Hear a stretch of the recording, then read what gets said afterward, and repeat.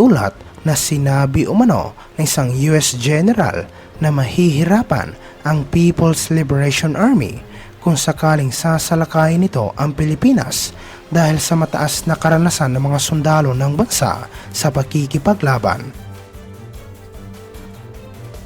Sinabi ni General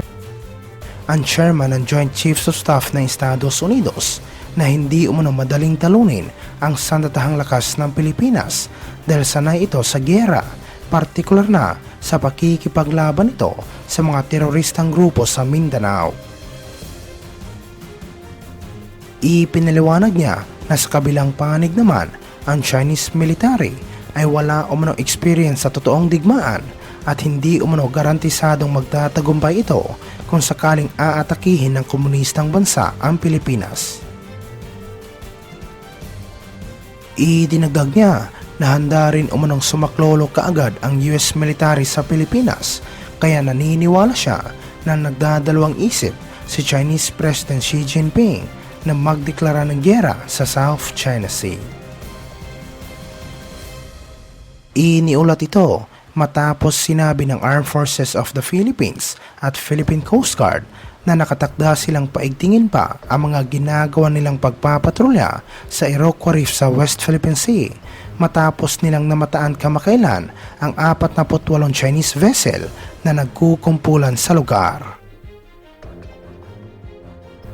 Sa pakikipanayam sa media, sinabi ng tagapagsalita ng PCG para sa West Philippine Sea na si Commodore J. Tariela ng Iroquois Reef ay may layong 128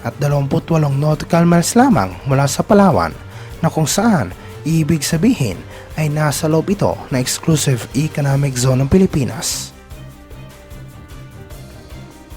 Sinabi niya na sa kasalukuyan, batay sa kanilang monitoring, ang Chinese Maritime Militia ay nakabase ngayon sa Iroquois Reef at ang PCG at AFP ay inaasang paiigtingin pa ang mga ginagawa nilang pagpapatrolya upang masiguro na aalis ang mga Chinese sa nasabing lugar. Idinagdag ni Tariela na maaaring i-deploy ng PCG ang mga 97-meter at 44-meter na Coast Guard ships nito sa mga follow-up operations para itaboy ang mga Chinese militia vessel palayo sa teritoryo ng Pilipinas. Sinabi naman ni Lieutenant Carla Andres, co-pilot ng Light Patrol Aircraft ng Philippine Navy, ng 48 Chinese vessel na nakita malapit sa Iroquois Reef sa pamamagitan ng ginawa nilang air patrol ay naobserbahan na nakaangkla sa lugar, ngunit hindi umano nakitang nagsasagawa ang mga ito ng anumang fishing activity.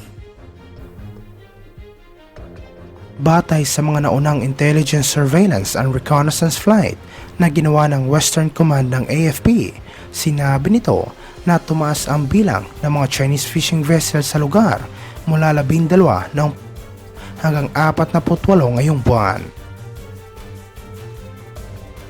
Samantala sa ibang aspeto naman, iniulat na nangako umano ang gobyerno ng South Korea na magpapadala sila ng libo-libo mga sundalo kapag magdedeklara ng giyera si Chinese President Xi Jinping sa South China Sea.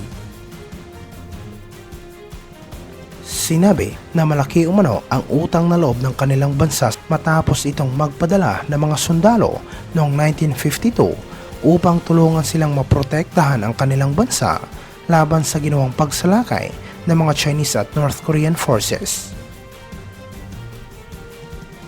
Ang Main Conservative Party ng South Korea ay nagpahayag ng pagkontra sa mga ginagawang agresibong aksyon ng China tulad ng pagpataw ng komunistang bansa ng economic sanctions sa Seoul. Nangako din ang Conservative Party na bumuo na isang bago at matibay na comprehensive strategic alliance sa Estados Unidos sa pamamagitan ng aktibong pagsulong sa isang bukas at inklusibong kaayusan sa Indo-Pacific. Iniulat ito matapos ipinatawag ng Foreign Ministry ng South Korea ang ambassador ng China upang iprotesta ang mga inilabas nitong komento na kung saan ay nag-aakusa sa Seoul na pinapanigan umano nito ang Estados Unidos at unti-unting lumalayo sa China sa gitna ng pagtindi ng kompetisyon sa pagitan ng Washington at Beijing para sa global influence. Binalaan ni South Korean First Vice Foreign Minister si Chinese Ambassador Xing Haiming tungkol sa kanyang walang kabuluhan at provokatibong pahayag matapos itong makipagpulong sa isang South Korean opposition leader.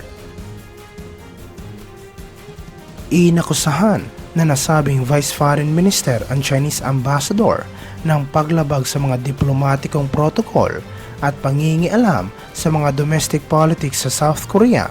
ngunit hindi naman ito tinukoy kung anong komento ang nakita nilang hindi nararapat o naaangkop. Sinabi naman ng tagapagsalita ng Chinese Ministry of Foreign Affairs na si Wang Wenbin nang tanungin siya tungkol sa kritisismo na ang nangyayaring hamon tungkol sa ugnayan sa pagitan ng Beijing at Seoul ay hindi umano kasalanan ng China.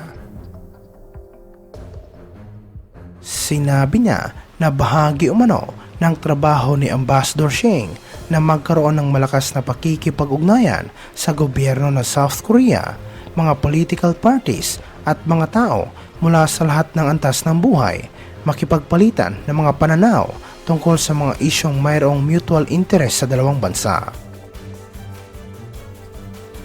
Sa isang pagpupulong kasama ang pinuno ng South Korean Democratic Party, isang pangunahing rival ng Conservative Party President, inakusahan ni Xing ang gobyerno ng labis na pakikisama sa Estados Unidos habang sinisira naman niya ang ugnayan ng South Korea at China.